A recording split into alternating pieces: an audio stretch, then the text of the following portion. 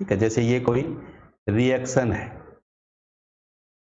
इस रिएक्शन के लिए अपन वेग लिखें, रेट इक्वेशन लिखें तो क्या होगी, के ए, यहां कोई घात होगा, इसी तरह बी की सांद्रता पर यहां पर भी कोई घात होगी, इसको ही तो कहते हैं अपन रेट इक्वेशन, वेग नियम या वेग की इक्वेशन कहते हैं इसको, रेट इक्वेशन कहते हैं इसको, है ना। अब रेट इक्वेशन को हमने ऐसे भी लिखा था, minus D R upon D T बराबर के ए पर घात एक्स बी पर घात वाई, ऐसे भी तो लिख सकते हैं हम इसको, इसको बोलते हैं अवकलित वेग समीकरण, इंटीग्रेटेड रेट इक्वेशन कहते हैं इसको, ठीक है। ऐसा लिखना देख लिया था कल हमने। अब यहाँ ये जो x और y है इसके मान अगर हमें पता हो तो हम ये रेट इक्वेशन आ जाएगी हमारे सामने, किसी भी रिएक्शन के लिए अपन वेग पता लगा देंगे, उस रिएक्शन का रेट पता लगा सकते हैं अगर हमें x और y के मान पता हो। a और b की सांद्रता तो पता होगी हमें, लेकिन x और y के मान भी अगर हमें पता लग जाए तो हम वेग लिख सकते हैं, किसी भी रिएक्शन का वेग निकाल सकते हैं अपन, वेग का मान पता लगा सकते हैं अगर हमें a b की सांद्रता पता है और x y की वैल्यू पता है तो। कल हमने देखा था कि ये जो x और y है इनका योग किसी भी रिएक्शन के लिए जो वेग नियम है उसमें जो घात लगे हुए हैं उनका अगर योग कर दें, उनको अगर हम जोड़ दें तो जोड़ने पर जो योग आएगा उसे कहते हैं अपन अभिक्रिया की कोटि या ऑर्डर ऑफ रिएक्शन, ठीक है। अभिक्रिया के लिए क्या है, वो कोटि है या हम कह सकते हैं ऑर्डर ऑफ रिएक्शन है, ठीक है। अब ये x और y के मान कैसे पता लगाएंगे, इसका कल एक एग्जाम्पल देखा था, ये वाला एग्जाम्पल देखा था कल हमने, इसमें NO2 को फॉर्मेशन किया था हमने, और NO2 के फॉर्मेशन के लिए हमने रेट लो लिखा था ना कल हमने, इसका रेट लो वेग नियम लिखा था, इसके लिए वेग इक्वेशन लिखी थी। अब इसके अलावा कोई दूसरे एग्जाम्पल और देखते हैं, ये एग्जाम्पल तो सबको समझ में आ गया था ना कैसे हमने पता लगाया था, ठीक है। इसमें बिल्कुल सरल सी बात, इस तरह के कोई भी न्यूमेरिकल्स आते हैं हमारे पास, हम इस तरह का कोई भी अगर क्वेश्चन सॉल्व करना चाहते हैं तो हमें देखो यहाँ तीन क्या क्या दिया हुआ है, यहाँ एक तो एक्सपेरिमेंट नंबर दिया हुआ है, ये 4 एक्सपेरिमेंट किए इसमें NO की कंसंट्रेशन है, इधर O2 की कंसंट्रेशन है और इधर रेट है, रिएक्शन रेट है, initial rate of formation of NO2, ठीक है। NO2 के बनने का वेग है यहाँ पर, ठीक है। जब NO की सांद्रता 0.30 है, O2 की सांद्रता 0.30 है तो इसका रेट ये होता है 0.096। सांद्रता इनकी चेंज कर दी, 0.60 कर दी NO की सांद्रता, O2 की कर दी 0.30, तो रेट भी चेंज हो गया, ठीक है।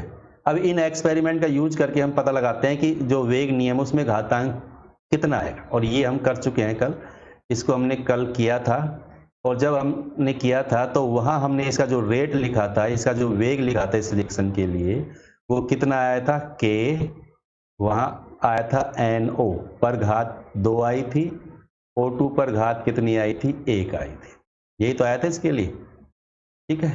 ये रेट लो लिखा था कल हमने। अब दूसरा एग्जाम्पल देखते हैं, ये दूसरा एग्जाम्पल है, A और B के मध्य अभिक्रिया में A और B विभिन्न प्रारंभिक सांद्रताओं के लिए प्रारंभिक वेग नीचे दिए गए, ठीक है। A और B के प्रति अभिक्रिया की कोटि क्या है, A और B के प्रति अभिक्रिया की कोटि क्या है, ये पता लगानी है, ठीक है। वैसा ही है, देखो इसमें क्या दिया हुआ है, 3 एक्सपेरिमेंट किए हैं, ठीक है। पहली टेबल में किसकी कंसंट्रेशन है, A की कंसंट्रेशन है मोल पर लीटर में, ठीक है। फिर B की कंसंट्रेशन है और फिर रेट इक्वेशन है, रेट का रेट दिया हुआ है, reaction rate, rate of reaction, अभिक्रिया का वेग दिया हुआ है। अब देखो हम पहला एक्सपेरिमेंट देखते हैं, एक्सपेरिमेंट नंबर 1। फर्स्ट एक्सपेरिमेंट को देखो, फर्स्ट एक्सपेरिमेंट में A की कंसंट्रेशन क्या है, A की कंसंट्रेशन है 0.20 मोल पर लीटर, ठीक है। बी की कंसंट्रेशन क्या है 0.20 मोल पर लीटर, और रेट ऑफ इक्वेशन क्या है, रेट ऑफ रिएक्शन क्या है इसमें, रेट ऑफ रिएक्शन, सॉरी ये थोड़ा गलत लिख दिया मैंने, कितना दे रखा है इसमें 0.30, बी की इक्वेशन 0.30 है यहाँ पर, ठीक है। और ये दिया हुआ है इसका रेट ऑफ रिएक्शन कितना है 5.07 गुणा 10 की घात -5, ठीक है। रेट ऑफ रिएक्शन ROR लिख दिया मैंने, ROR का मतलब रेट ऑफ रिएक्शन से है ये लिखा हुआ है 5.07 गुणा 10 की घात -5, ठीक है। ये लिखा हुआ है mole litre inverse second inverse.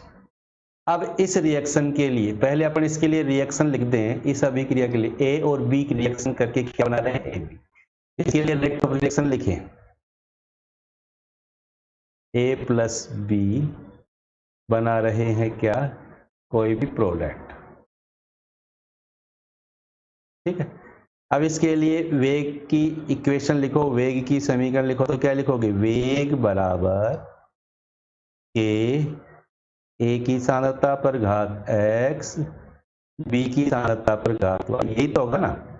अब फर्स्ट जो एक्सपेरिमेंट है वहां ए की सांद्रता कितनी है यहाँ पर 0.20 और वेग कितना है 5.07 गुणा 10 की घात -5, तो वेग तो लिख देंगे 5.07 गुणा 10 की घात -5 और ए की सांद्रता लिख देंगे कितनी, ए की सांद्रता है 0.20 पर घात x, बी की सांद्रता है 0.30 पर घात y और वेग दिया हुआ है कितना 5.07 गुणा 10 की घात -5। समझ गए सब, क्लियर हो गई ना बात। इसी तरह सेकंड एक्सपेरिमेंट देखो, सेकंड एक्सपेरिमेंट में ए की सांद्रता चेंज हो गई, सेकंड एक्सपेरिमेंट में ए की सांद्रता कितनी दे रखी है 0.20 और बी की सांद्रता कितनी दे रखी है 0.10 सेकंड एक्सपेरिमेंट में देखो। तो यहां हम क्या करेंगे ए की सांद्रता चेंज कर देंगे के, ए की सांद्रता कितनी हो गई यहाँ पर 0.20 है, पहले भी 0.20 थी अब भी 0.20 है, कोई चेंज नहीं है यहाँ पर, घात x आ जाएगा यहाँ पर, ठीक है। फिर b की सांद्रता कितनी है 0.10 पर घात कितनी है y बराबर वेग में कोई चेंज नहीं है, देखो 5.07 गुणा 10 की घात -5 ही है अभी भी, 5.07 गुणा 10 की घात -5, ठीक। अब देखो यहां पर किसकी सांद्रता चेंज की है, ए की सांद्रता, ए की सांद्रता 0. कितनी है 20, दूसरे एक्सपेरिमेंट में भी ए की सांद्रता कितनी है 0.20, पहले में भी ए की सांद्रता 0.20 है, दूसरे में भी ए की सांद्रता 0.20 है, ठीक है। ए की सांद्रता में तो कोई चेंज किया ही नहीं, बी की सांद्रता पहले में कितनी है 0.30, बाद में कितनी होगी 0.10, लेकिन वेग देखो दोनों ही एक्सपेरिमेंट में इक्वल आ रहा है, वेग दोनों ही प्रयोगों में एक जैसा ही आ रहा है, दोनों प्रयोगों में वेग एक जैसा ही है, दिख रहा है ना सबको। इसका मतलब यह हुआ कि बी की सांद्रता चेंज कर रहे हैं, बी की सांद्रता 0.30 से 0.10 कर दी, बी की सांद्रता चेंज कर रहे हैं, तो वेग में तो कोई चेंज ही नहीं आ रहा है, वेग तो सेम का सेम ही है। इसका मतलब बी की सांद्रता पर अभिक्रिया का वेग निर्भर नहीं करता है, कर रहा है क्या यहाँ पर देखो 0.30 से 0.10 हो गई, लेकिन वेग तो यहाँ पर भी 5.07 10 की घात -5 है, यहाँ पर भी 5.07 10 की घात -5 है, तो वेग में कोई चेंज नहीं आ रहा, इसका मतलब बी की सांद्रता पर अभिक्रिया का वेग निर्भर नहीं कर, और जिसकी सांद्रता पर अभिक्रिया का वेग निर्भर नहीं करता है इसका मतलब उसके सापेक्ष अभिक्रिया कोटि, उसके सापेक्ष रेट ऑफ रिएक्शन कितना होना चाहिए, उसके सापेक्ष रेट ऑफ रिएक्शन कितना होना चाहिए 0 होना चाहिए। वेरी गुड दुर्गेश ने हमारी बात बताया 0 होना चाहिए, सही है 0 होना चाहिए, इसका मतलब बी के सापेक्ष तो कोटि 0 है इसकी, यही तो समझ में आ रहा है हमको। अब एक्सपेरिमेंट नंबर 3 देखो, एक्सपेरिमेंट नंबर 3 में ए की सांद्रता कितनी है 0.40 x और बी की सांद्रता कितनी कर दी 0.05 y और रेट ऑफ रिएक्शन कितना है 1.43 गुणा 10 की घात -4। ठीक है, ये हो गया एक्सपेरिमेंट नंबर 3। अब x और y घातांकों का मान पता लगा लो। पता लगाएं x और y का मान, घातांकों का मान पता लगाएं। तो यहां मैं लिख देता हूं इसको।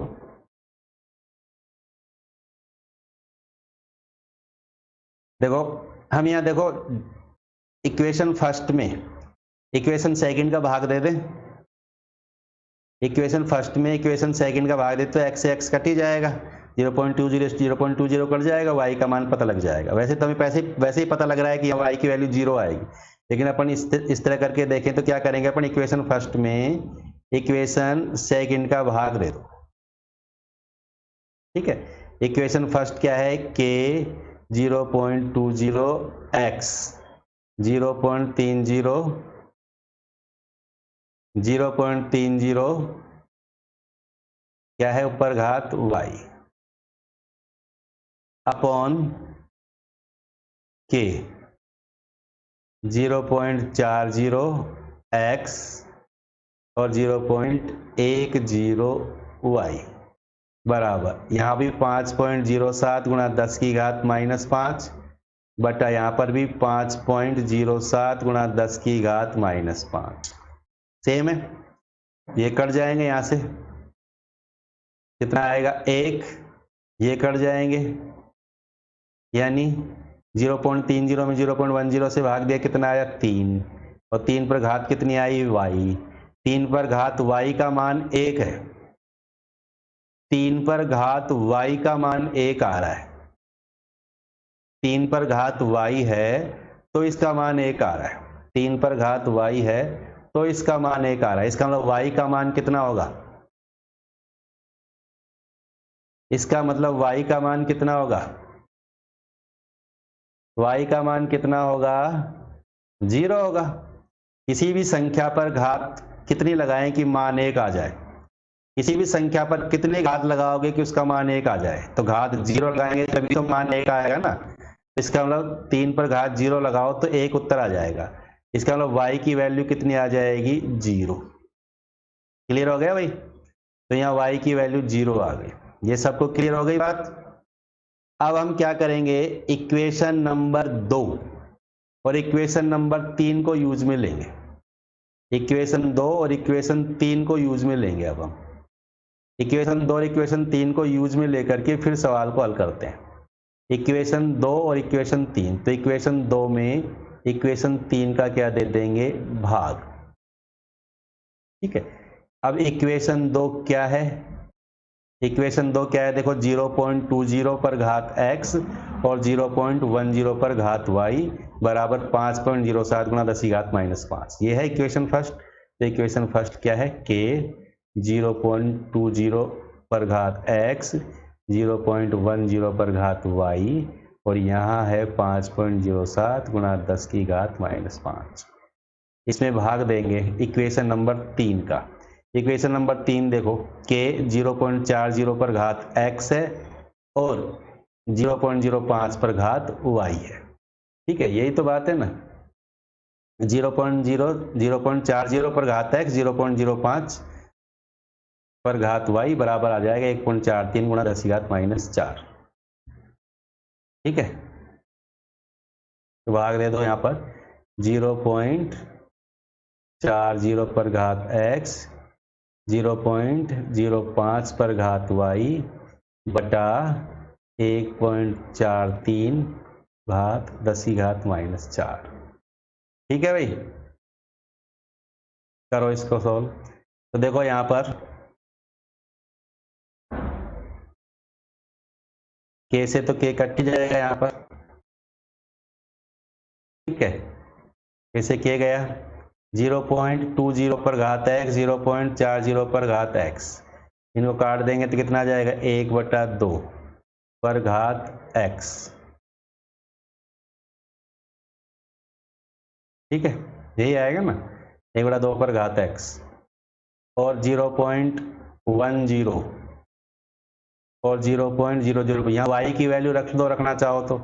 यहाँ वाई की वैल्यू अपन निकाल ही चुके हैं पहले, तो मैं वाई की वैल्यू रख देता हूँ, कितनी है 0। वाई की वैल्यू 0 है तो दोनों का वैल्यू 1 हो जाएगी, 1 हो जाएगी, तो ये तो कैंसिल हो ही जाएगा, यहाँ पर हो जाएगा, नहीं हो जाएगा, क्योंकि वाई की वैल्यू तो अपन पता लगा ही चुके हैं ना। वाई की वैल्यू यहाँ पर भी 0 रख देंगे, यहाँ पर भी 0, तो इसकी वैल्यू भी 1 हो जाएगी, इसकी वैल्यू भी 1 हो जाएगी, बराबर।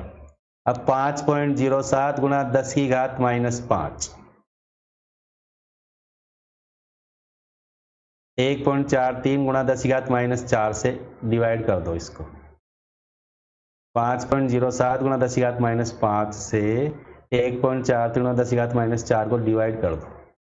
करो कितना आता है, डिवाइड करके तुरंत बताएंगे मुझे, तुरंत बताओ कितना आता है, डिवाइड करके तुरंत बताओ कितना आता है, जल्दी करो, रजिस्टर तुम्हारे पास रखा हुआ है, तुरंत करके बताएंगे।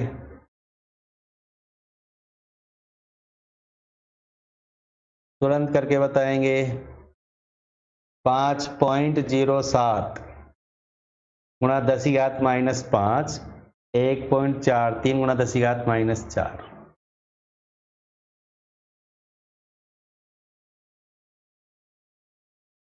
कितना आ रहा है भाई?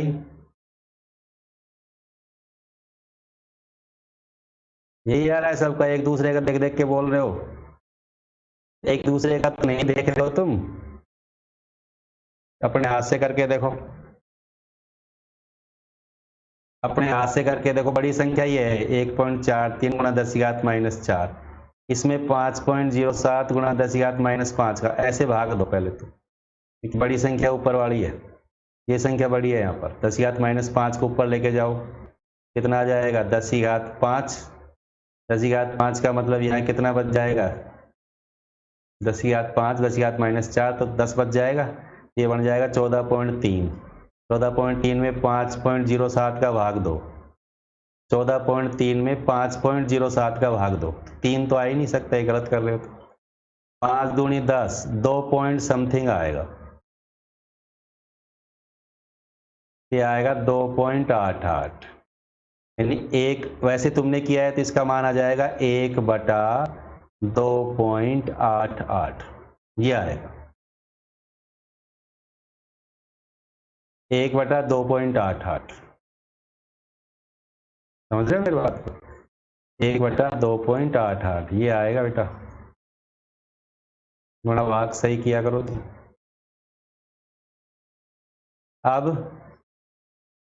अब यहाँ x की वैल्यू क्या आएगी, देखो इसको मैं 1/2 पर घात x है, 1/2.88 है, तो मैं इसको इस तरह लिख दूँ, 2 पर घात x बराबर 2.88, बात वही है, दोनों ऊपर चले जाएंगे।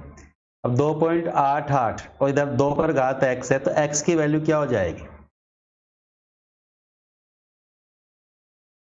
इसको हम लिख सकते हैं 2 पर घात 3/2, इसको करेंगे 2.88 का मतलब लगभग आ जाएगा 2 पर घात 3/2, 2 पर घात कितनी आएगी 3/2, समझ गए, 2 पर घात 3/2, यानी x की वैल्यू कितनी आ जाएगी 3/2, x की वैल्यू कितनी आ जाएगी 3/2, समझ गए, क्लियर हो गई बात। तो y की वैल्यू तो हमने कितनी पता लगाई थी 0, और x की वैल्यू कितनी आई 3/2, तो वेग नियम या वेग इक्वेशन क्या लिखेंगे, k, a पर घात कितनी 3/2, b पर घात कितनी 0, ये हो गया। तो बताओ कोटि कितनी हो जाएगी इसकी, कोटि बताओ कितनी हो जाएगी 3/2, दोनों को जोड़ दो, 3/2 प्लस 0 का मतलब कोटि कितनी हो जाएगी 3/2, समझ में आ गया सही सबको, समझ में आ गया ना ये सबको, समझ में आ गया तो यस करके बताएंगे, हैंड रेज करके बताएंगे, समझ में आ गया तो, समझ में आ गया तो हाथ ऊपर करके बताएंगे मेरे को, हाथ ऊपर करके बताएंगे, हैंड रेज करेंगे जिस जिसको समझ में आ गया, जिस जिसको समझ में आ गया हाथ ऊपर करेंगे, यस लिख करके बताएंगे, समझ में आ गया भाई, चलो ठीक है, फिर नेक्स्ट पे चलें, हम अगले क्वेश्चन पे चलें? ठीक है, तो चलें। अब देखो ये है next question, a plus B बराबर है c प्लस डी के। यह अभिक्रिया, इसकी बल गतिकी का अध्ययन करने पर निम्नलिखित परिणाम प्राप्त हुए। तो अभिक्रिया के लिए वेग नियम और वेग स्थिरांक ज्ञात करो। इस अभिक्रिया के लिए वेग नियम या वेग स्थिरांक, हेमराज कह रहा है कि सर 2.88 को 3/2 क्यों लिखा? 3/2 नहीं लिखा है बेटा, 2 पर घात 3/2 लिखा है। क्या लिखा है? 2 पर घात 3/2। इधर देखो क्या लिखा हुआ है, 2 पर घात 3/2। 2.88 का मतलब हमने लिखा है 2 पर घात कितनी होगी? 3/2। समझ गया? समझ में आ गई बात? देखो 2 पर घात 3/2 बराबर होता है लगभग 2.8 के, 2.88 के, है ना। 2 पर घात अगर 3/2 लगाएंगे तो लगभग 2.2 का मान, 2 पर घात 3/2 का मान 2.88 के लगभग बराबर होता है। इसको करके देख सकते हो तुम। समझ गया? 2 को नहीं लिखा, इसको क्लियर कर देना। अब देखो नेक्स्ट क्वेश्चन, समझ में आ गया हेमराज? अरे हेमराज समझ में आ गया क्या अब? है भाई?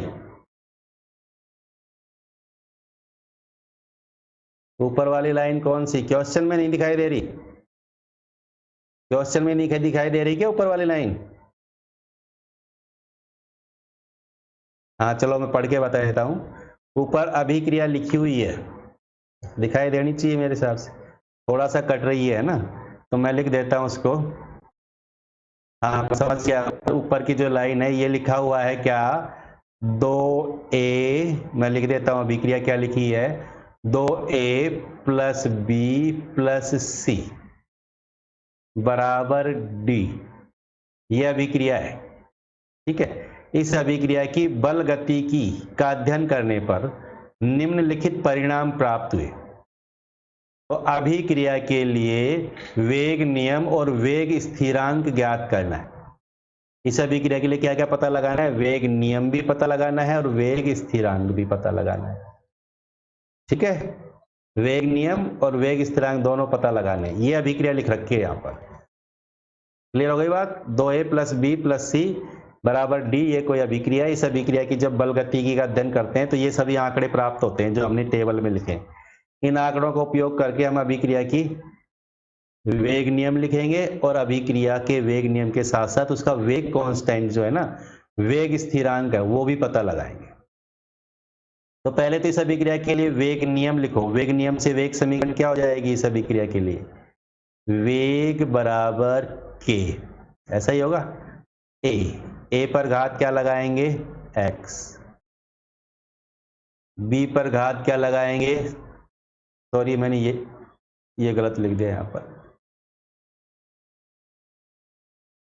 यहां 2a प्लस बी बराबर है c प्लस डी के। दोबारा देखना इसको,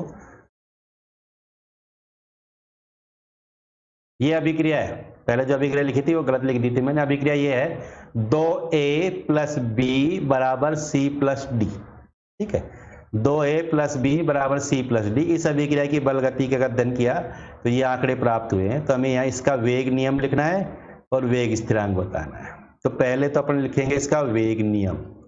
वेग नियम लिखने के लिए वेग की इक्वेशन क्या लिखेंगे? के। ए पर घात क्या आएगी? एक्स। बी पर घात क्या आएगी? वाई। ये हो जाएगा इसका वेग। अब a पर घात x है तो x का मान क्या है, और b पर घात y है तो y का मान क्या है, यही तो पता लगाना है हमें। x और y का मान पता लगाएंगे। तो इसके लिए हम देखो पहले 4 प्रयोग किए हैं इसने, प्रयोग 4 है ना यहाँ पर। तो पहले प्रयोग में a की सांद्रता है 0.1, b की है 0.1 और वेग है ये। d के विचलन का वेग दिया हुआ है यहाँ पर, d का फॉर्मेशन वाला वेग। दूसरे में इसकी 0.3 है, इसकी 0.2 है तो वेग इतना हो गया। तीसरे प्रयोग में इसकी 0.3 है, इसकी 0.4 है तो वेग ये हो गया।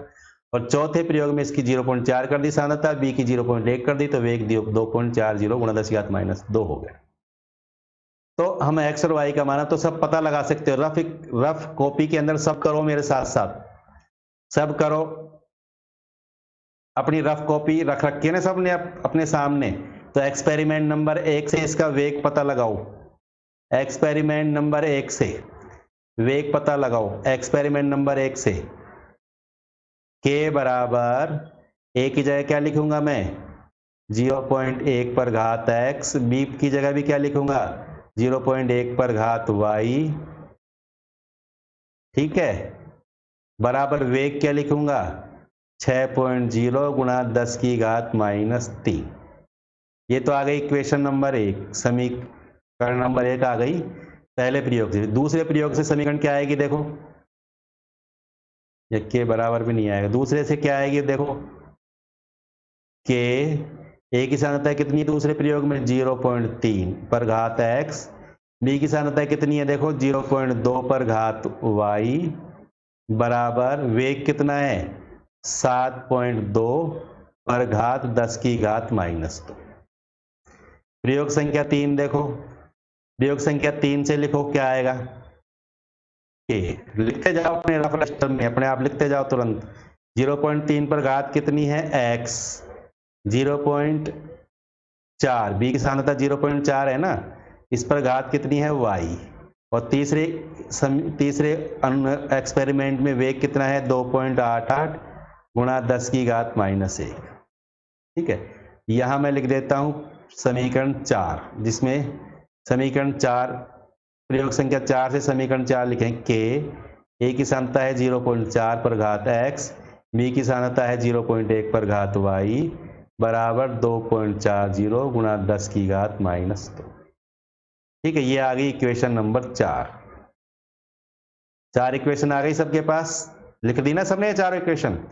अब देखो किसका किस में भाग देंगे, जल्दी बताओ मेरे को, कौन सी इक्वेशन का कौन सी इक्वेशन में भाग दें, अपने दिमाग से बताओ, मैं नहीं बताऊंगा, अब तुम बताओगे कौन सी इक्वेशन में कौन सी इक्वेशन का भाग दें, किस इक्वेशन में किस इक्वेशन का भाग दूं मैं, x और y दोनों के मान पता लगाने हमें, तो बताओ, तुरंत बताओ मुझे क्या हुआ, किसका किस में भाग दूं, 2 का 4 में या 4 का 2 में, समीकरण 1 में 4 का दें, अच्छा समीकरण 2 में दें। चलो तो अपन देखते हैं समीकरण किस किस में दें, देखो इधर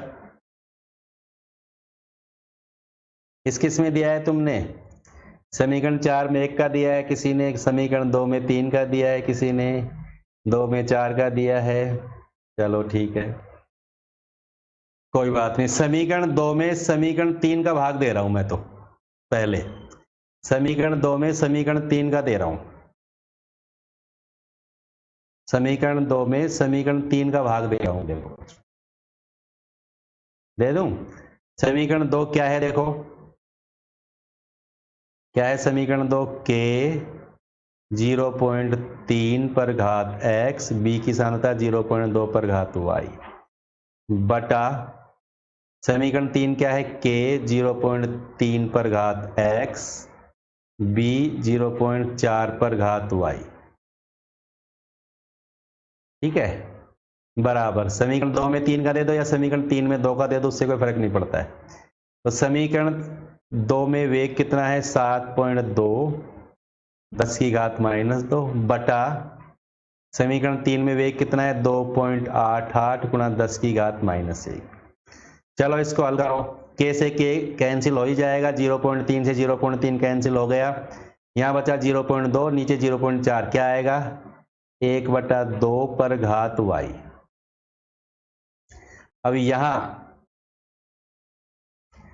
इसको सोल्व करो, क्या आएगा 7.2 गुणा 10 की घात -2 बटा 2.88 गुणा 10 की घात -4, 10 की घात -1 है सॉरी। इसको इस इक्वेशन को सोल्व करके बताओ क्या आएगा, 7.2 का 2.88 और 7.2 1/4 आएगा ना, वेरी गुड 1/4 आएगा यहाँ पर, ठीक है, कितना आएगा 1/4 करके देखो 1/4 आएगा। अब 1/4 है इधर 1/2, इसका मतलब क्या हुआ 2 पर घात y बराबर 4, यही तो है इसका मतलब, उल्टा कर दो, 2 को ऊपर ले जाओ, इधर 4 को ऊपर ले जाओ, तो 2 पर घात y बराबर 4। तो y के मान कितना हो जाएगा? y का मान क्या हुआ? 2। y का मान कितना आ गया? 2। ये क्लियर हो गया सबको? y का मान 2 आ गया भाई, समझ में आ गया ना सबको? ये y की वैल्यू आ गई 2। चलो सबको समझ में आ गया, वेरी गुड। अब y की वैल्यू 2 आ गई, तो हमें अब x की वैल्यू भी पता लगानी है। अब ऐसा इक्वेशन लो जिसमें y से y कट जाए। तो समीकरण एक तो ले लें अपन, कौन सी ले लें? एक, और एक ले लें समीकरण 4। कर दे दोनों से, समीकरण 1 और समीकरण 4 से। देखो यहाँ y b की सांद्रता 0.1 है, इसमें भी 0.1 है, तो कट जाएंगे आपस में। x की वैल्यू यहाँ से पता निकाल सकते हैं अपन। तो समीकरण 4 में समीकरण 1 का भाग दे दो, समीकरण 4 में समीकरण 1 का दे दो भाग। समीकरण 4 में समीकरण 1 से भाग दो, तो समीकरण 4 में समीकरण 1 का भाग देंगे तो समीकरण 4 में 0.4 पर घात x है और 0.1 पर घात y है, ठीक है, बटा के 0.1 पर घात x है समीकरण 1 में देखो, और 0.1 पर घात y है समीकरण 1 में देखो। समीकरण 1 में देखो, मैं दूसरे पन्ने पे लिख देता हूँ, यहाँ थोड़ी जगह कम है ना, तो सेकंड पन्ने पे कर देता हूँ इसको। समीकरण देखो सब, समीकरण 4 क्या है? 0.4 पर घात x, 0.1 पर घात y। यहाँ कर देता हूँ 0.4 पर घात x, 0.1 पर घात y बराबर 2.40 गुणा 10 पर घात कितनी है? -2, ठीक है, गुणा 10 पर घात कितनी है? -2, बटा समीकरण 1। समीकरण 1 में x की घात कितनी है? 0.1 पर घात x, 0.1 ही है ना समीकरण 1 में, और b की सांद्रता भी 0.1 है, तो 0.1 पर घात y बराबर वेग कितना है? ये भी देखो, वेग कितना है समीकरण 1 में? 6.0 गुणा 10 की घात -3, यही है, 6.0 गुणा 10 की घात -3।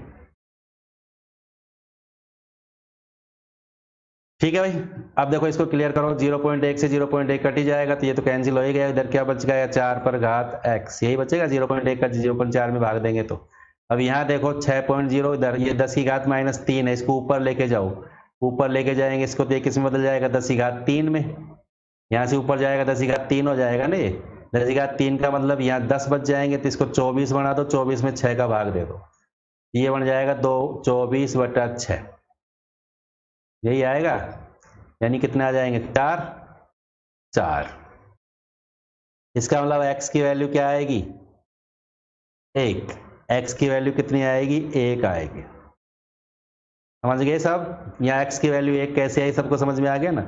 तो देखो हमने पता लगाया, x की वैल्यू 1 है, y की वैल्यू कितनी आई है? 2 आई है। तो वेग क्या लिखेंगे इस समीकरण के लिए? वेग बराबर k, वेग बराबर k, a की सांद्रता पर घात कितनी? 1, b की सांद्रता पर घात कितनी? 2। ये तो आ गया वेग नियम, ये तो हमने लिख दिया वेग नियम। लेकिन इसमें एक चीज और पूछ रहा है, ये वेग नियम तो हमने लिख दिया, ये वेग नियम की इक्वेशन हो गई ये वाली। ये वेग नियम है, 1 पर घात 1, b पर घात 2, x का मान 1 है, y का मान 2 है, तो हो ही गया ये तो। अब रेट कांस्टेंट k की वैल्यू और पता लगाओ, k की वैल्यू, k की वैल्यू और पता लगाओ। तो k की वैल्यू कैसे पता लगाएं? कोई भी इक्वेशन ले लो, किसी भी इक्वेशन से अपन k की वैल्यू पता लगा सकते हैं, क्योंकि a का मान रखो, b का मान रखो, वेग लिखो, k का मान पता लगाओ। तो k की वैल्यू कैसे पता लगाएंगे हम? रेट कांस्टेंट भी तो पता लगवा रहा है ना ये, इसमें क्वेश्चन में रेट कांस्टेंट भी पूछ रहा है, तो k की वैल्यू पता लगाएं तो k बराबर निकालो, यहां से क्या आएगा? वेग बटा a पर घात 1, b पर घात 2, यही तो आगे k निकालने का फॉर्मूला। तो वेग लिख दो, किसी भी इक्वेशन से वेग लिख दो, जैसे अपन ये वाली इक्वेशन ले लेते हैं, इस इक्वेशन से वेग कितना है? 2.40, 2.40 गुणा 10 की घात -2, ठीक है। a की वैल्यू क्या है? 0.4, पर घात कितनी 1, b की क्या है 0.1 पर घात कितनी है, y की वैल्यू 2, y की वैल्यू 2 हो ही गई। समझ में आ गई बात सबको? अरे ये मैंने जो लिखा है समझ में आ गया ना? यस करके जवाब देंगे मेरे को। ये जो मैंने लिखा है ये समझ में आ गया ना मैंने कहां से लिया? ये यहां से हमने k का मान निकालने का सूत्र लिख दिया ये, और k का मान वेग, ये इक्वेशन लिखी थी अभी हमने। इस इक्वेशन में वेग तो यहां से लिख लिया ये वाला, a की सांता ये ले ली, b की सांता आई गई। तो अब निकाल दो k की वैल्यू क्या आएगी, निकाल दो यहां से k की वैल्यू निकालो, चलो जल्दी निकालो k की वैल्यू। k की वैल्यू जल्दी निकालो, 0.4 है 0.1 है, k की वैल्यू जल्दी निकालेंगे।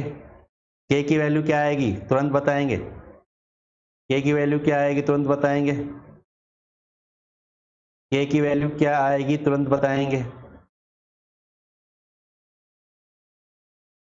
k की वैल्यू क्या आएगी तुरंत बताएंगे। फिक्स 6 आएगा और कुछ भी आएगा? केवल ही 6 आएगा, केवल 6 है या और कुछ भी है? 6.0 आ रहा है, सबका 6.0 आ रहा है, सबका 6.0 आ रहा है क्या? यहाँ घात 2 है, यहाँ पर ये घात 2 लगा देना यहाँ पर, है ना? यहाँ घात 2 है, आ गया सबका? कर लिया ना सबने हल? यहाँ से ठीक है, तो k की वैल्यू निकाल दी सबने, कोई दिक्कत नहीं। तो k की वैल्यू आ गई। यहाँ देखो, जिसको नहीं समझ में आया वो देखो, 2.4 गुणा 10⁻²। अब यहाँ 0.4 है, नीचे 0.1 पर घात 2 है, इसका मतलब 0.1 गुणा 0.1, इन सब की पॉइंट हटाएंगे तो ऊपर कितने आ जाएंगी, 10⁻3। इसका पॉइंट हटाओ, इसका पॉइंट हटाओ, इसका पॉइंट हटाओ, तीनों का पॉइंट हटाएंगे, 10⁻3 आ गया। 10⁻3 10⁻−2 से कैंसिल हो जाएगा तो 10⁻1 यानी 24 बन जाएगा। ये 24 में 4 का भाग दे दो, कितना आ जाएगा 6। कई सोच रहे थे कि 6 कैसे आया, तो ये 6 कैसे आया समझ में आ गया, पॉइंट हटा करके भाग देना है अपन को। क्लियर हो गया भाई सबको? ठीक है, अभी भी किसी को समझ में नहीं आया तो बोल सकते हो। समझ में आ गया होगा प्रश्न तो सबको? ए और बी के मध्य अभिक्रिया ए के प्रति प्रथम कोटि है, बी के प्रति शून्य कोटि है। कोटि दी हुई है यहाँ पहले से ही, ए के प्रति तो प्रथम कोटि है, बी के प्रति शून्य कोटि है। तो ये जो खाली स्थान है ना, इसमें कुछ खाली जगह छोड़ी गई है, इनको हमें भरना है। यहाँ पर इनमें क्या आएगा आंसर वही लिखना है। तो इसके लिए वेग लिखो पहले तो वेग क्या आएगा, वेग इक्वेशन लिखें तो वेग क्या आएगा, के ए के प्रति कोटि कितनी है प्रथम, तो घात कितनी आ जाएगी 1। बी के प्रति कोटि कितनी है 0, तो घात कितनी आ जाएगी 0। समझ गए? तो ये इक्वेशन के लिए वेग समीकरण हो गई। ये हो गई इसकी कौन सी समीकरण, वेग समीकरण। अब देखो इस वेग समीकरण से यहां a की वैल्यू 0.1 है, b की सांद्रता 0.1 है, प्रारंभिक वेग दिया हुआ है। अब दूसरी इक्वेशन में देखो, दूसरा जो एक्सपेरिमेंट इसमें देखो, यहाँ a की सांद्रता नहीं दे रखी, ये a की सांद्रता हमें पता लगानी है, b की सांद्रता भी दी हुई है और वेग भी दिया हुआ है, प्रारंभिक वेग भी दिया हुआ है और b की सांद्रता भी दी हुई है, a की पता लगाना। तो यहाँ इस इक्वेशन से अपन a की सांद्रता पता लगा सकते हैं क्या? लगा सकते हैं आसानी से। देखो वेग दिया हुआ है, सेकंड प्रयोग से देखो, प्रयोग संख्या सेकंड से अपन b की सांद्रता पता लगाएंगे। प्रयोग सेकंड से b की सांद्रता a की सांद्रता पता लगाएंगे, सॉरी b की तो दे ही रखी है प्रयोग संख्या 2 में, प्रयोग संख्या 2 से पता लगाएंगे अपन। प्रयोग संख्या 2 से देखो, प्रयोग संख्या 2 से वेग तो दिया हुआ है इसने, कितना इस समीकरण में मान रखो, प्रयोग संख्या 2 से वेग कितना दे रखा है 4 गुणा 10⁻², यही दिया हुआ है। 4.0 गुणा 10⁻² दिया हुआ है वेग, बराबर के। हाँ, लेकिन k की वैल्यू तो हमें पता ही नहीं, तो पहले k की वैल्यू पता लगाएंगे बेटा। इक्वेशन प्रयोग संख्या 1 से पता लगाओ पहले k की वैल्यू, इसको बाद में करेंगे अपन, पहले k की वैल्यू पता लगानी होगी ना हमें, तभी तो b की सांद्रता पता लगेगी। तो इक्वेशन प्रयोग संख्या 1, प्रयोग संख्या 1 से किसकी वैल्यू पता लगाओगे, पहले k की वैल्यू पता लगाओ। ये इक्वेशन है। के की वैल्यू कैसे पता लगाएंगे? वेग तो दिया हुआ है 2.0 गुणा 10 की घात -2।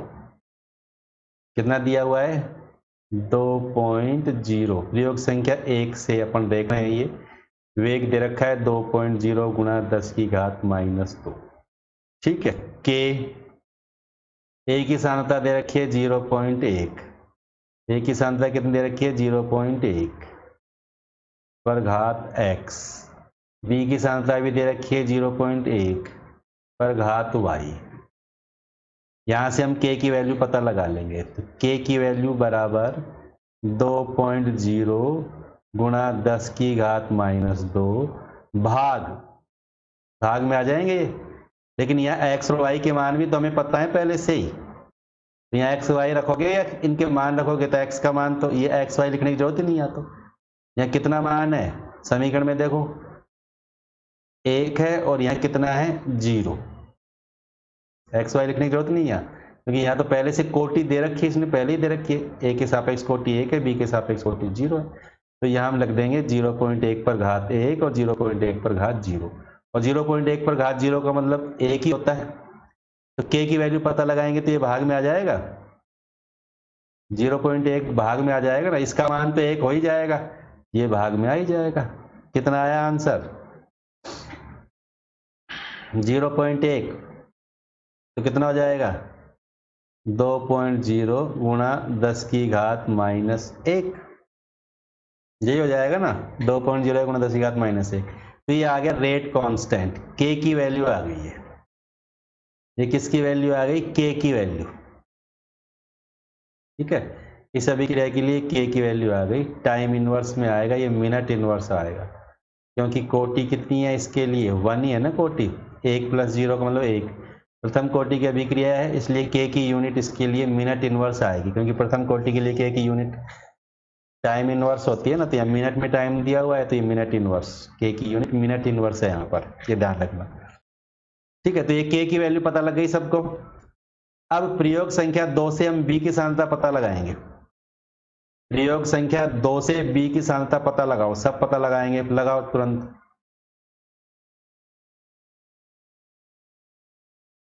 प्रयोग संख्या 2 से बी की सांद्रता पता लगाओ। अब देखो यहाँ, सॉरी बी की तो दे रखी, ए की पता लगानी है। प्रयोग संख्या 2 से ए की सांद्रता पता लगानी, बी की दे रखी, पता लगाएंगे, बताओ मुझे तुरंत। ए की सांद्रता तुरंत पता लगाएंगे। ए की सांद्रता पर घात 1, के की वैल्यू दे रखी है। बी की सांद्रता 0.2 है, कितनी रखी है? 0.2। इस पर घात कितनी है? 0 बराबर वेग कितना है? 4.0 गुणा 10 की घात -2। और के का मान भी हमने निकाल ही चुके हैं, 2.0 गुणा 10 की घात -1। 2.01 गुणा 10 की घात -1 का मतलब 0.2 लिख सकते हो तुम। के का मान कितना है? 2.1 गुणा 10 की घात -1, 2.0 गुणा 10 की घात -1। ठीक है, ये के की मान आ गया। 1 की सांद्रता पर घात आ गई 1, 0.2 पर घात 0 का मतलब 1 हो ही गया इसका मान, बराबर 4 गुणा 10 की घात -2। तो ए की सांद्रता आ जाएगी कितनी? कितनी आ जाएगी? 4 गुणा 10 की घात -2 बटा 2 गुणा 10 की घात -1। तो 10 की घात -1 को ऊपर लेके जाओ तो 10 की घात -1 बच जाएगा ऊपर, 2 का भाग दे दो, 2 दूनी 4, तो फिर वही आंसर आ जाएगा 2 गुणा 10 की घात -1 मोल प्रति लीटर। मोल प्रति लीटर सांद्रता है ना ये, तो मोल प्रति लीटर में ही तो आएगा ना मान। सांद्रता है तो मान किस में आएगा? मोल प्रति लीटर में। क्लियर हो गया भाई सबको? ये सबको समझ में आ गया? अब प्रयोग संख्या 4 बच गया हमारे पास। प्रयोग संख्या 4 से, सॉरी पहले प्रयोग संख्या 3 से वेग पता लगाना है। प्रयोग संख्या 3 से वेग पता लगाना है। ये नीरज की ठाड़ा लिख रहा है 0.5, क्या है बेटा ये 0.5? नीरज की ठाड़ा 0.5 कहां से आया, मेरे को समझा नहीं। विनोद शर्मा बोल रहा है नहीं समझ में आया। क्या समझ में नहीं आया भाई विनोद? विनोद कहाँ दिक्कत आ रही है? देखो यहाँ सब कुछ दिया हुआ है इसने। प्रयोग संख्या 2 देखो, प्रयोग संख्या 2 में ए की सांद्रता की जगह खाली छोड़ी हुई है यहाँ पर, तो ए की सांद्रता लिख दी हमने यहाँ पर, बी की सांद्रता दे रखी है 0.2, ये हमने लिख दी। वेग दे रखा है 4.0 गुणा 10⁻⁻2, ये लिख दिया। के का मान हमने अभी पता लगाया था 2.0 गुणा 10⁻⁻1, ये हमने यहाँ लिख दिया। ए की सांद्रता हमें पता लगानी है, और 0.2 पर घात 0 है यहाँ पर। घात 0 किसी भी संख्या पर हो उसका मान ऑटोमेटिक 1 हो जाता है, ठीक है। तो 2.0 पर घात 0.2 पर घात 0 है, इसका मतलब इसका मान तो 1 हो ही गया। अब ए की सांद्रता पता लगानी है, तो ये भाग में आ जाएंगे, तो ये भाग में आ जाएंगे, 2 दूनी 4, 2 से कट गया, 10⁻⁻1 है, ऊपर जाएगा 10 बन जाएगा, माइनस जो घात ऊपर जाएगी तो प्लस में चेंज हो जाएगी ना, तो ऊपर 10⁻2 है, ये ऊपर गया 10 आ गया, एक कम हो जाएगा तो 10⁻1 ही बच जाएगी। 2 गुणा 10⁻1 का मतलब 0.2 मोल प्रति लीटर, यही होगा। अब प्रयोग संख्या 3 से हम पता लगाएंगे वेग। अब तीसरे प्रयोग को देखो, तीसरे प्रयोग में ए की सांद्रता 0.4 है, बी की सांद्रता भी 0.4 है तीसरे प्रयोग में, लेकिन वेग नहीं पता, हमें वेग पता लगाना है। तीसरे प्रयोग में हमें क्या पता लगाना है? वेग। लगा देंगे पता, क्यों? क्योंकि हमें के का मान भी पता है, ए की सांद्रता भी पता है, बी की सांद्रता पता है, वेग ही तो पता लगाना है, तो मान रख देंगे। तो वेग बराबर क्या आ जाएगा? के किस के का मान तो हम निकाल ही चुके हैं, के का मान हमें पता है कितना है, के का मान है 2 गुणा 10⁻⁻1। ए की सांद्रता यहाँ कितनी दे रखी है? 0.4, पर घात कितनी है? 1। बी की सांद्रता भी 0.4, जिस पर घात कितनी है? 0, ठीक है। अब ये 0 और 1 कहाँ से आए? तो सवाल में दे रखा है इसने पहले से। ए के प्रतिकोटि प्रथम है, बी के प्रतिकोटि 0 है, इसलिए तो अपन ए पर घात 0 लगा रहे हैं, बी पर ए पर घात 1 लगा रहे हैं, बी पर घात 0 लगा रहे हैं। निकाल दो कितना आएगा वेग, गुणा कर दो 0.4 पर घात 0 का मतलब तो 1 हो ही जाएगा। 0.4 को 2 से गुणा कर दो, कितना आ जाएगा? 0.8। 0.4 को 2 से गुणा किया 0.8, 10 पर घात -1, तो 0.8 गुणा 10 पर घात -1, ये आ गया वेग। मोल, क्योंकि प्रथम कोटि की अभिक्रिया है इसलिए वेग है। वेग का तो इकाई क्या है? Mole litre inverse time inverse, MINUT time inverse, ये आ गया वेग। Mole litre inverse time inverse या मिनट इनवर्स। समझ में आ गया सबको ये? प्रयोग संख्या 4 देखो, प्रयोग संख्या 4 से हमें क्या पता लगाना है? ए की सांद्रता। प्रयोग संख्या 4 से किसकी सांद्रता पता लगाओगे? ए की सांद्रता पता लगाओगे। बी की सांद्रता दे रखी है 0.2, वेग दे रखा है 2.0 गुणा 10⁻⁻2, हमें पता लगानी है ए की सांद्रता, ठीक है। उसी सूत्र में मान रख देंगे हम, 0.2 बी की सांद्रता है, 2.0 गुणा 10⁻⁻2 वेग दे रखा है। तो यहां देखो वेग कितना दे रखा है, वेग कितना दे रखा है?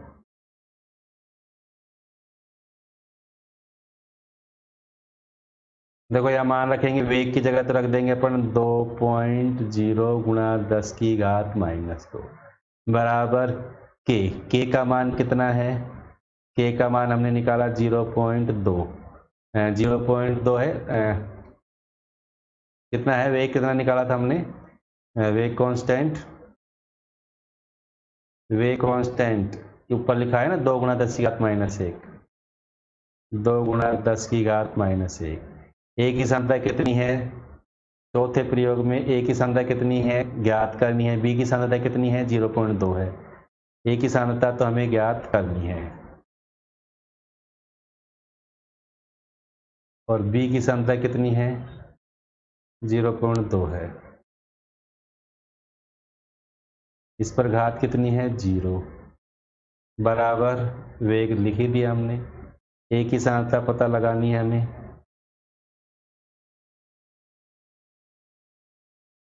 ए की सांद्रता पता लगानी है हमें, 2 गुणा 10⁻⁻1, इसका मान तो 1 हो ही जाएगा, बटा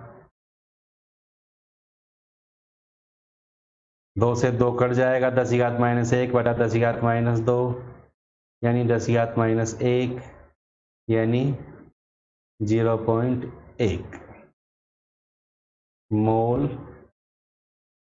प्रति लीटर, 0.1 मोल प्रति लीटर। ठीक है, आ गया भाई समझ में? 0.1 मोल प्रति लीटर ये कैसे आया, समझ में आ गया?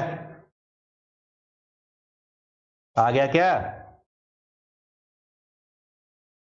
तो ये आंसर समझ में आ गए सबको कैसे आए? 1/10 बात वही है, 0.1 मोल प्रति लीटर। अब बताओ, किसी को कोई दिक्कत है तो बोलते जाओ। जिसको दिक्कत है वो हाथ ऊपर कर देगा, हैंड रेज कर देगा। जिसको दिक्कत नहीं है वो यस लिख के बताएगा। दिक्कत जिसको है वो, दिक्कत है तो तुरंत बताएंगे। है तो दिक्कत बतानी है, नहीं है तो कोई बात नहीं है। अगर है दिक्कत तो बोलो। किसी को दिक्कत नहीं है, सब यस कर रहे हैं। किसी के साथ कोई प्रॉब्लम नहीं है, किसी को कोई दिक्कत नहीं है भाई। वेरी गुड, बहुत अच्छी बात, किसी को कोई दिक्कत नहीं है। समझ में आ गया ना सबको? ये दोबारा देख लो, किसी को अगर समझ में नहीं आया तो देख लो इसको दोबारा से। देखो यहाँ पहले ही लिखा हुआ है, ए के प्रति कोटि है 1, बी के प्रति कोटि है 0। ए की कोटि 1 दे रखी है, बी की कोटि 0, सवाल में पहले से दिया हुआ इसने। इस आधार पर अपन वेग की समीकरण लिखे तो वेग बराबर के ए पर घात 1 आ गई, बी पर घात 0 आ गई। इसके बाद में प्रयोग संख्या 1 से हम पता लगाएंगे के का मान, वेग नियतांक का मान, क्योंकि यहाँ ए की सांद्रता भी दे रखी है, बी की सांद्रता भी दे रखी है और वेग भी दे रखा है। तो हमने प्रयोग संख्या 1 से के का मान पता लगाया। वेग तो लिख दिया 2.0 गुणा 10⁻⁻2। प्रथम है ना, प्रथम समीकरण में देखो, प्रथम प्रयोग में देखो, ए की सांद्रता 0.1 है तो उस पर घात 1, बी की सांद्रता 0.1 है तो उस पर घात 0। और जिस भी संख्या पर घात 0 होती है उसका मान हमेशा 1 होता है, पता है हमें। तो के का मान पता लगाएंगे तो ये आ गया 2.0 गुणा 10⁻⁻1। फिर दूसरे प्रयोग से हम पता लगाएंगे ए की सांद्रता। यहाँ पर बी की सांद्रता दे रखी है 0.2, एक वेग दे रखा है 4.0। के का मान हम निकाल ही चुके हैं 2.1, 2 गुणा 10⁻⁻1। ए की सांद्रता हमें पता लगानी है, पता लगा ली हमने, कितनी आई 2 गुणा 10⁻⁻1 मोल प्रति लीटर। फिर तीसरे प्रयोग से हमने पता क्या लगाया, वेग। यहाँ ए की और बी की दोनों की सांद्रता दे रखी है, दोनों की सांद्रता 0.40, 0.44 दे रखी है। तो यहाँ इस समीकरण में मान रख करके हमने वेग पता लगाया इसका। और फिर चौथे प्रयोग की सहायता से, प्रयोग संख्या 4 की सहायता से, प्रयोग संख्या 4, ये प्रयोग संख्या 3 की सहायता से पता लगाया हमने, ये प्रयोग संख्या 4 की सहायता से हमने पता लगाई ए की सांद्रता। ठीक है, प्रयोग संख्या 4 में ए की सांद्रता गायब है तो प्रयोग संख्या 4 से हमने ए की सांद्रता पता लगाई, प्रयोग संख्या 3 से हमने वेग पता लगाया, प्रयोग संख्या 1 से हमने के का मान पता लगाया और प्रयोग संख्या 2 से भी हमने ए की सांद्रता पता लगाई। किसी को कोई दिक्कत है? क्या कह रहा है सर, स्क्रीनशॉट नहीं आ रहा है? तो नोट करो ना, स्क्रीनशॉट मत लो। ये ऐप है बेटा, ऐप में स्क्रीनशॉट नहीं आएगा इसमें। ठीक है, इसलिए इसको नोट ही करना है रजिस्टर में तुमको। अब नोट नहीं कर पा रहे हो तो जब रिकॉर्डिंग आएगी तो उस समय कर लेना नोट इसको। ठीक है, समझ गए? ठीक है, अब नेक्स्ट क्वेश्चन पे चलते हैं। चलो नेक्स्ट पे चलते हैं। अगला देखो, ये तो सबको आना चाहिए, ये वाला तो, ये तो सबको आना चाहिए। उन अभिक्रियाओं की कुल कोटि की गणना करो जिनका वेग व्यंजक ये है। मोहित यादव बता, पहले वाले प्रयोग, पहले वाला जो क्वेश्चन है इसमें कोटि कितनी आएगी? पहले वाले की कोटि बताओ मोहित, जल्दी बता। मोहित यादव, फर्स्ट क्वेश्चन का आंसर बता मुझे तुरंत, कोटि की गणना करनी है।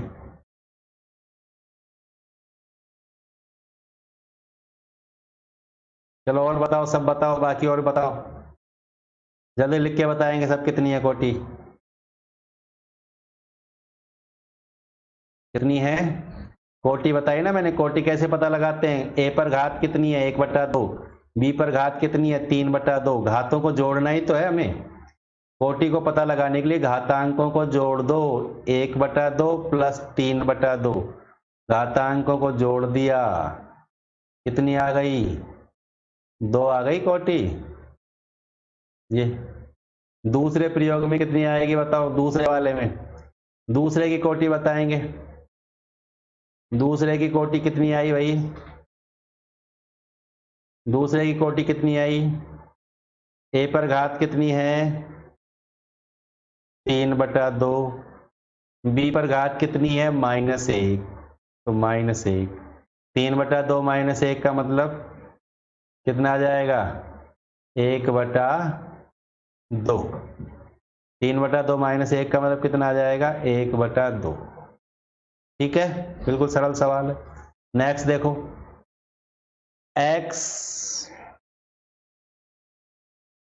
का y में रूपांतरण, कोई अभिकारक है x, उसका y में रूपांतरण द्वितीय कोटि की ऊष्मा गतिकी के अनुरूप होता है। यदि क्या कर दें, x की सांद्रता 3 गुनी कर दें, तो y के निर्माण के वेग पर क्या प्रभाव पड़ेगा, y का जो निर्माण होने का वेग है उस पर क्या प्रभाव पड़ेगा, वो कितना हो जाएगा। तुरंत जवाब देंगे मेरे को, जिसको समझ में आ गया जवाब देके बताएं कितना आना चाहिए वेग। दुर्गेश नामा ने बताया 9 गुना वेग आना चाहिए। वेरी गुड, बिल्कुल सही है, 9 गुना आएगा वेग। और किसी को समझ में नहीं आया 9 गुना कैसे आएगा, चलो अभी बताते हैं अपन, बिल्कुल सरल सवाल है।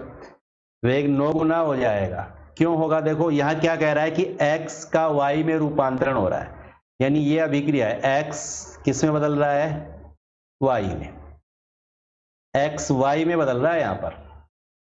और यह कह रहा है कि x का y में रूपांतरण द्वितीय कोटि की बल गतिकी के अनुरूप होता है, यानी यहां कोटि कितनी दे रखी है इसने 2, द्वितीय कोटि की बल गतिकी के अनुरूप होता है, द्वितीय कोटि की बल गतिकी के अनुरूप होता है। इसका मतलब यहां कोटि कितनी है 2, कोटि 2 है, इसका मतलब वेग की समीकरण लिखेंगे तो क्या आएगा, वेग समीकरण से वेग लिखें तो क्या आएगा, वेग के बराबर यहां पर x पर घात कितनी लगाऊं, x पर घात कितनी आ जाएगी, यहां पर x पर घात बताओ जल्दी क्या आएगी, x पर घात कितनी आ जाएगी 2। यहां देखो कोटि कितनी दे रखी है 2, द्वितीय कोटि की बल गतिकी के अनुरूप लिखा हुआ है सवाल में। इसका मतलब ये हुआ कि x पर घात कितनी है 2, जो घात है वही तो कोटि है, तो यहाँ x पर घात कितनी है 2 है, द्वितीय कोटि का मतलब x पर घात 2 है, तो वेग बराबर k x पर घात 2, ये आ जाएगी वेग समीकरण, वेग नियम से ये वेग समीकरण आ जाएगी। ठीक है, ये वेग नियम से वेग समीकरण आ गए हमारे पास।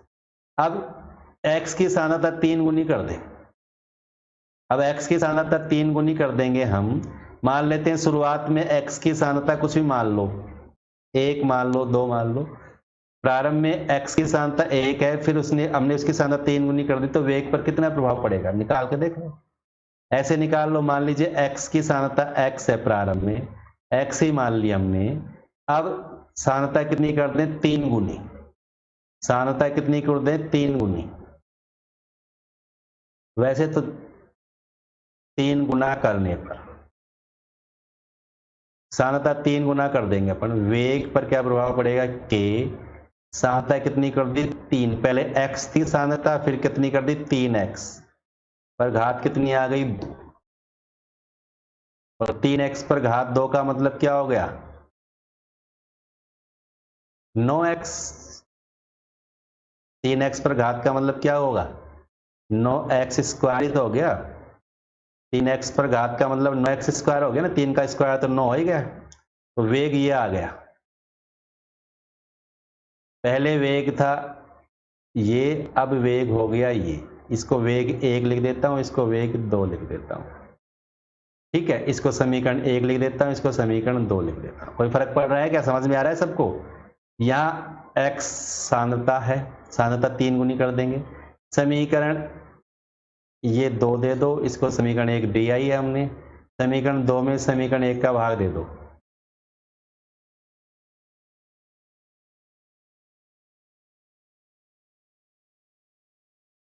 तो वेग बराबर k x पर घात 2 बटा k, क्या आएगा k 9 पर घात एक्स स्क्वायर से एक्स स्क्वायर कट जाएगा, के से के कट जाएगा।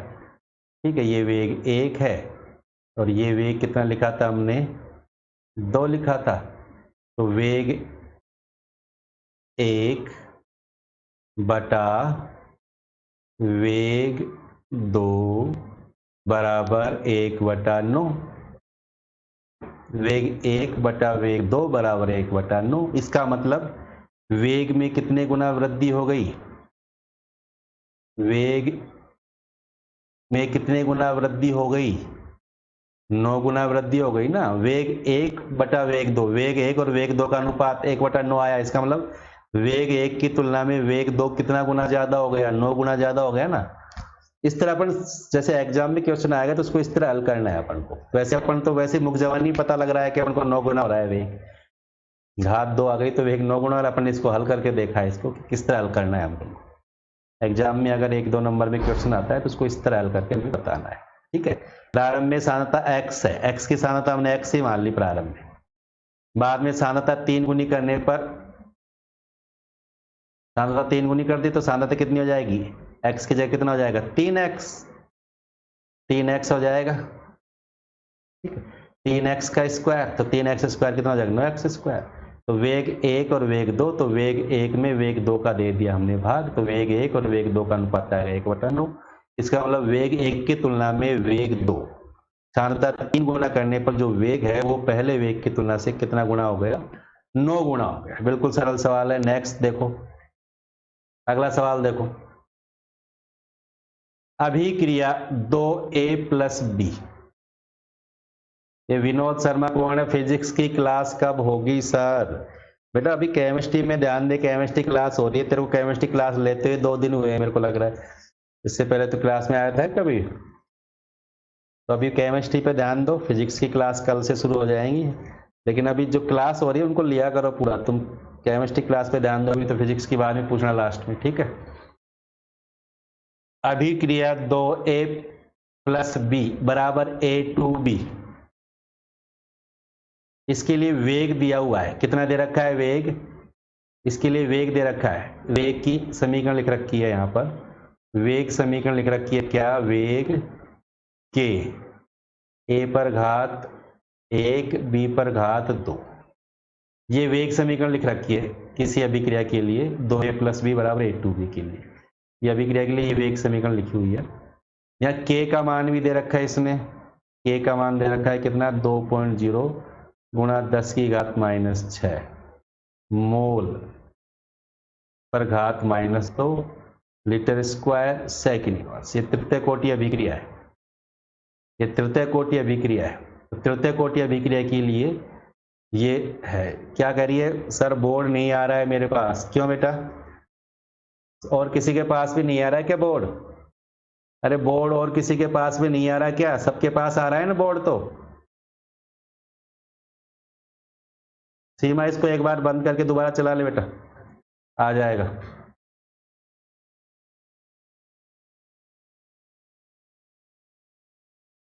ठीक है, के का मान दे रखा है, जल्दी करो टाइम खत्म होने वाला है। के का मान 2.0 गुणा 10⁻⁻6 दे रखा है। अब हमें गणना क्या करनी है, जब ए की सांद्रता तो कितनी दे रखी है, ए की सांद्रता कितनी दे रखी है, 0.1 मोल पर लीटर, और बी की सांद्रता कितनी दे रखी है, बी की सांद्रता 0.2 मोल पर लीटर। तो अभिक्रिया वेग की गणना करो। तो अभिक्रिया वेग निकाल लेंगे हम यहाँ से, निकालो वेग।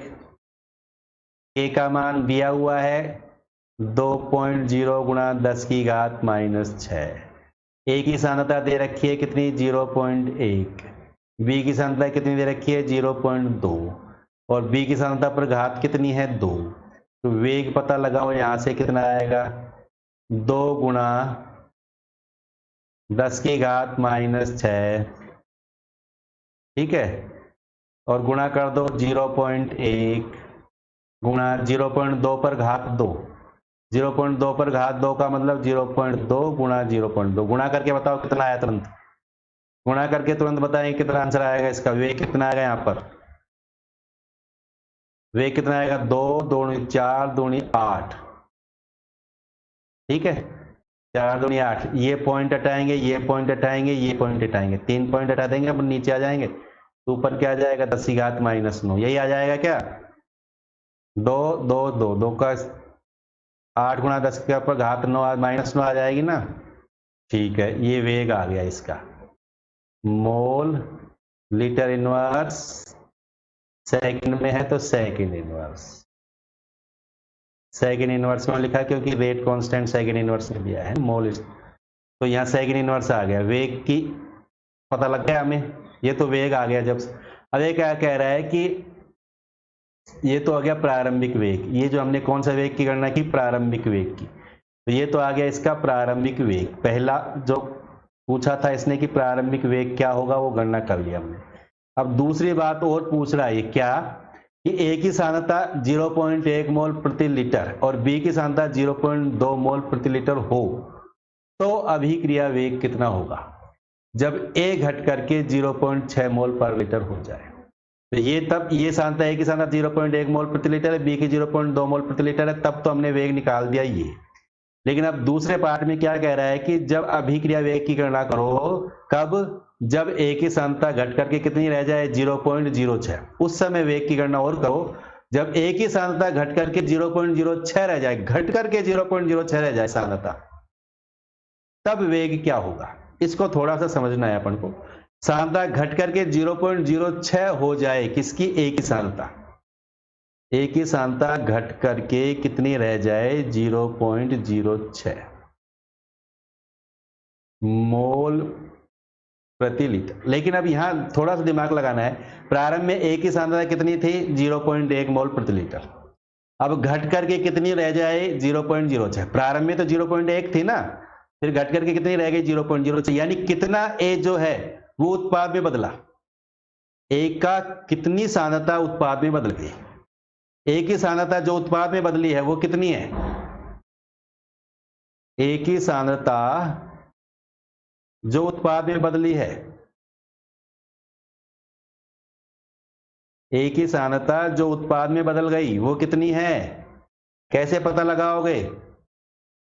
ए की सांद्रता जो उत्पाद में बदल गई वो कितनी है, कैसे पता लगाएंगे। ए की सांद्रता पहले कितनी थी 0.1, ए की सांद्रता पहले कितनी है, प्रारंभिक सांद्रता ए की 0.1। ये कह रहा है कि ए की सांद्रता जब 0.06 शेष रह जाए, यानी ये शेष रह जाएगी, तो कितना भाग उत्पाद में बदल गया, इसमें से घटा दो,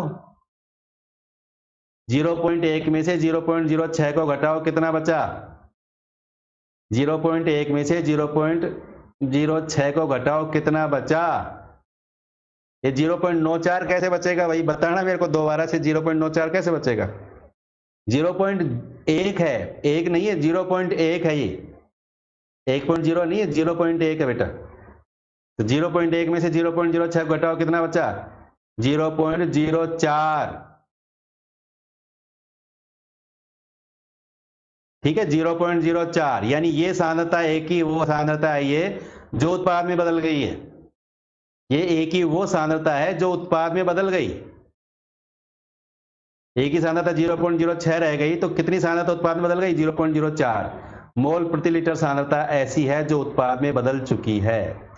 अब यहां मैंने ऐसा क्यों कहा, अब देखो हमें ए की सांद्रता तो दे दी इसने कि ए की सांद्रता 0.06 मोल पर लीटर है, तो वेग कितना होगा, लेकिन बी की सांद्रता भी पता होनी चाहिए ना, वेग तो तभी पता लगेगा जब हमें बी की सांद्रता भी पता हो। यहां तो एक ही दे रखी है, तो बी की सांद्रता कितनी हो जाएगी उस समय, जब ए की सांद्रता 0.06 है उस समय बी की सांद्रता कितनी होगी,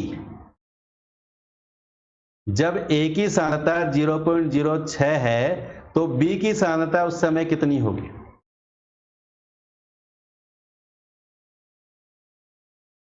जब ए की सांद्रता 0.06 है उस समय बी की सांद्रता कितनी होगी,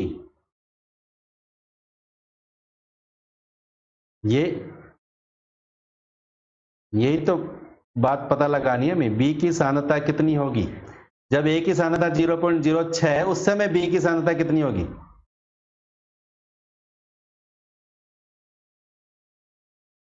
बताओ।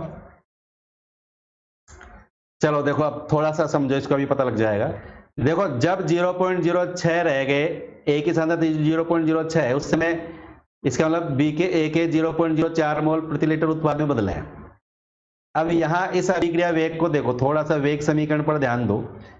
वेग समीकरण पर ध्यान देंगे, के ए पर घात 1 है, बी पर घात 2 है, ठीक है।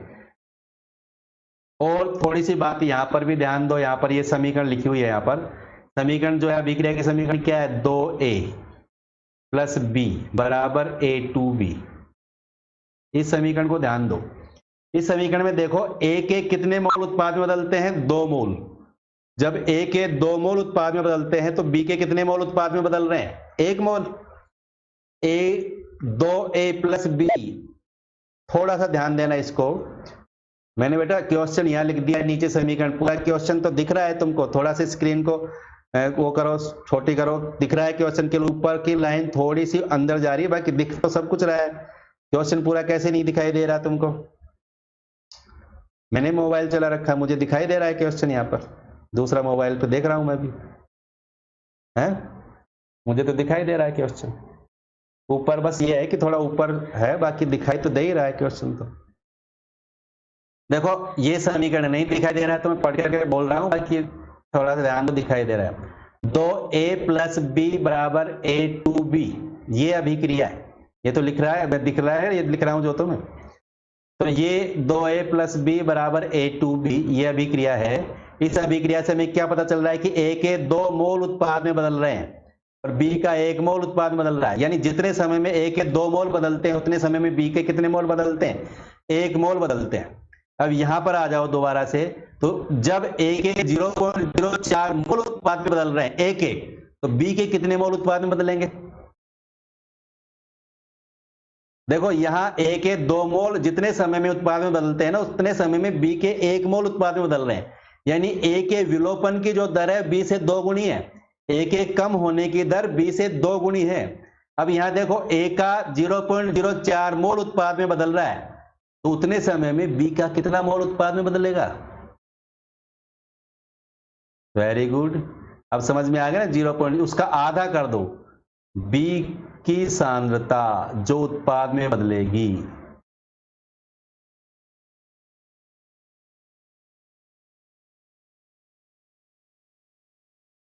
.04 का आधा, यानी 0.4 का आधा कितना हो जाएगा, 0.02 मोल प्रति लीटर। ये समझ में आया सबको, ये चीज यहाँ समझने वाली है। इस न्यूमेरिकल में ये चीज समझ में आ गई तो ये पूरा न्यूमेरिकल समझ में आ गया। देखो जितने समय में a का 1 मोल उत्पाद में 2 मोल उत्पाद में बदलते हैं, उतने समय में b के 1 मोल उत्पाद में बदल रहे हैं। यानी a के 2 मोल बदलते हैं तो b का 1 मोल। अब a का 0.04 मोल उत्पाद में बदल रहा है तो b का कितना बदलेगा, उसका आधा, तो इसका आधा हो जाएगा 0.02 मोल प्रति लीटर। तो उस समय जब a की सांद्रता 0.06 है, उस समय b की सांद्रता कितनी हो जाएगी, b की ये सांद्रता उत्पाद में बदल गई। b की प्रारंभिक सांद्रता कितनी है, 0.2। b की प्रारंभिक सांद्रता कितनी है, 0.2। देखो क्या लिखा हुआ है, b की प्रारंभिक सांद्रता सवाल में लिखी हुई है कितनी है, 0.2। b की प्रारंभिक सांद्रता 0.2 है, माइनस कितनी उत्पाद में बदल गई, 0.02। 0.02 उत्पाद में बदल गई, कितनी है जो शेष रह गई, कितनी रह गई शेष, अरे कितनी शेष रह गई, जल्दबाजी नहीं, 0.8 आएगा क्या, 0.08, 0.18 कितनी रह गई, 0.18 मोल प्रति लीटर। 0.18 आएगा ना बेटा, 0.18 मोल प्रति लीटर b की सांद्रता उत्पाद में ऐसी रह गई। जो जब a की सांद्रता 0.06 सवाल में दे रखी है तो b की सांद्रता उस समय कितनी रहनी चाहिए, 0.18 मोल प्रति लीटर रहनी चाहिए उस समय। अब वेग पता लगा लो, अब तो वेग पता लगा लोगे सब, लगाओ वेग पता, तुरंत पता लगाओ वेग। k का मान दे रखा है 2.0 गुणा 10⁻⁶, a की सांद्रता है ही 0.06, b की सांद्रता 0.18 है, तो वेग कितना हो जाएगा, पता लगाओ वेग कितना हो जाएगा। वेग मैं नीचे नीचे लिख देता हूं, कितना हो जाएगा वेग, k की सांद्रता कितनी है, k का मान कितना है, सॉरी 2.2 गुणा 10⁻⁶, ये तो k का मान है, गुणा a की सांद्रता कितनी दे रखी है, 0.06 पर घात कितनी है, 0.06 पर घात कितनी है, 1। और बी की सांद्रता कितनी आ गई 0.18। इस समीकरण से करना है सवाल अपन को। ये जो वेग समीकरण लिखे इससे करो सवाल। के ए बी पर घात 2 है तो बी पर घात 2 यानी यह 0.18 पर घात 2। सरल करो इसको, क्या आएगा? इसको सरल करो, क्या आएगा? गुणा करके बताओ मुझे तुरंत क्या आएगा। तुरंत गुणा करके बताओ मुझे क्या आएगा। 3.89 गुणा 10 की घात -9 ये आ जाएगा वेग मोल प्रति लीटर। समय सेकंड में है तो सेकंड इनवर्स। हाँ भाई, अब बताओ सबको समझ में आ गया? ये जो मैंने न्यूमेरिकल किया है सबको समझ में आ गया? ठीक है, ये सबको समझ में आ गया है ना? यहां से मैंने यहां लिख दिया इसको, ये ध्यान रखना। ये यहां से ही आगे मैंने नीचे लिख दिया इसको, है ना? ये पहला पार्ट में तो पूछ रहा है अभिक्रिया का प्रारंभिक वेग। यहाँ तो बिल्कुल सरल है, ए की सांद्रता दे रखी है, बी की सांद्रता दे रखी है, के का मान दे रखा है। तो पहले पार्ट से तो हमने ए का मान पता लगा लिया, लेकिन दूसरे पार्ट में भी ये अभिक्रिया वेग पूछ रहा है और केवल ए की सांद्रता दी है इसने, केवल ए की सांद्रता 0.06 मोल प्रति लीटर। जब ए की सांद्रता दे रखी है तो बी की सांद्रता भी तो पता लगानी पड़ेगी ना हमें। ए की सांद्रता 0.06 मोल है तो बी की सांद्रता कितनी है, तभी तो वेग पता लगेगा हमें। ए और बी दोनों की सांद्रता। तो हम कैसे पता लगाएंगे बी की सांद्रता? देखो, जब ए की सांद्रता 0.06 मोल प्रति लीटर रह गई तो उस समय ए की सांद्रता जो उत्पाद में बदल गई, ए की सांद्रता जो उत्पाद में बदल गई वो कितनी रह गई 0.04। तो ए की सांद्रता जो उत्पाद में बदल गई वो इतनी रह गई, तो बी की कितनी रह जाएगी? उसकी आधी। क्योंकि समीकरण से हमें पता चल रहा है कि ए के 2 मोल उत्पाद में बदलते हैं तो उस समय बी के 1 मोल उत्पाद में बदलते हैं। ए के 2 मोल उत्पाद में बदलेंगे उस समय बी के 1 मोल उत्पाद में बदलेंगे। तो जब ए के 0.04 मोल उत्पाद में बदल रहे हैं तो बी के कितने हो जाएंगे? उसके आधे, यानी 0.02 मोल। यानी बी की प्रारंभिक सांद्रता 0.2 है तो 0.02 उत्पाद में बदल गई तो शेष कितनी रहेगी 0.18। तो बी की सांद्रता हमें पता लगी 0.18, ए की सांद्रता 0.06 है, के का मान दे रखा है, वेग हमने पता लगा ही लिया। कोई दिक्कत? समझ में आ गया सबको? सबको समझ में आ गया ना? सबको समझ में आ गया भाई? चलो ठीक है। अब एक न्यूमेरिकल और है जिसको तुम्हें घर से करना है। एक न्यूमेरिकल और है जिसको तुम्हें घर से करना है। देखो सवाल लिखा हुआ है तुम्हारे सामने, पढ़ो इसको। प्लेटिनम सतह पर अमोनिया का अपघटन शून्य कोटि की अभिक्रिया है। नाइट्रोजन और हाइड्रोजन की उत्पादन की दर क्या होगी जब K का मान 2.5 गुणा 10 की घात -4 mole litre inverse second inverse. यहाँ K का मान दिया हुआ है। अमोनिया का अपघटन हो रहा है प्लेटिनम की सतह पर। अमोनिया NH3 का अपघटन होता है प्लेटिनम की सतह पर। जब गर्म करते हैं अमोनिया को तो ये टूट जाता है नाइट्रोजन प्लस हाइड्रोजन में। N2 + 3H2 में टूट गया अमोनिया। ठीक है, N2 + 3H2 में टूट गया अमोनिया। प्लेटिनम की सतह पर अमोनिया का अपघटन शून्य कोटि की अभिक्रिया है। नाइट्रोजन और हाइड्रोजन के उत्पादन की दर क्या होगी जब K का मान 2.5 गुणा 10 की घात -4 mole litre inverse second inverse है। तो हमें पता क्या लगाना है? हमें पता क्या लगाना है? नाइट्रोजन और हाइड्रोजन के उत्पादन की दर पता लगानी है। नाइट्रोजन और हाइड्रोजन के बनने का वेग, यह अभिक्रिया मैंने लिख दी है। इस अभिक्रिया से वेग समीकरण लिखेंगे अपन। तो कैसे लिखेंगे? इस अभिक्रिया से वेग समीकरण लिखो। दो तरह से वेग लिखते हैं ना अपन इस अभिक्रिया से। तो इसको अपन देखो यहां लिख सकते हैं, 1 मोल है इसका NH3, तो यहां लिख देंगे अपन 1/2 नाइट्रोजन और यहां कितने लिख देंगे 3/2 H2। NH3 है ना, तो NH3 का 1/2 तो नाइट्रोजन होगा, एक N कम में आ रहा है, 3/2 H2 हो गया। तो पहले तो इससे क्या लिखोगे तुम? वेग लिखोगे। इससे क्या लिखोगे? वेग की समीकरण लिखोगे पहले तो, और वेग समीकरण लिख करके इसका पता लगाओ इनके उत्पादन की दर। ये ध्यान रखना, ये शून्य कोटि की अभिक्रिया है। जब नहीं समझ में आएगा, नहीं आता है, तो कल मैं इस सवाल को समझाऊंगा। आज का टाइम खत्म हो गया है। ठीक है, आज क्लास खत्म हो गई है तुम्हारी। ठीक, अब क्लास कल होगी। ये न्यूमेरिकल जो अभी मैंने कहा है इसको सबको करके लाना है। अगर नहीं कर पाते हो तो कल मैं बताऊंगा। अभिक्रिया मैंने लिख दी, इससे पहले वेग की समीकरण लिखना। अभिक्रिया शून्य कोटि की है, ये इसमें साफ साफ लिखा हुआ है, तो पता लगाओ कितना आएगा। ठीक है, सब करेंगे इसको। तो आज की क्लास यहीं ख़त्म करते हैं अपन। क्लास ख़त्म हो गई आज की।